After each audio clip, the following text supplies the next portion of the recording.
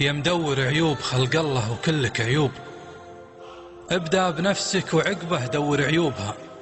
محد في هالكون كامل غير من شلهبوب، وراك تبحث خوافيها وعذروبها. ما انت بولي تحاسبهم ولا انت مغصوب ان ما خسرت الصداقة تكسب ذنوبها. الظن له وجه متسامح ووجه شحوب، والناس ما تعرف اللي داخل قلوبها. أحد يجي صادق الكلمة والآخر كذوب، وناس ترزز بثوب ما هو بثوبها. وحد طريقة كلامه عن صفاته تنوب، بعض الأوادم تبين لك من أسلوبها، وبعض المجالس مدارس والكلام محسوب، والبعض منها نصيحة لا تجي صوبها.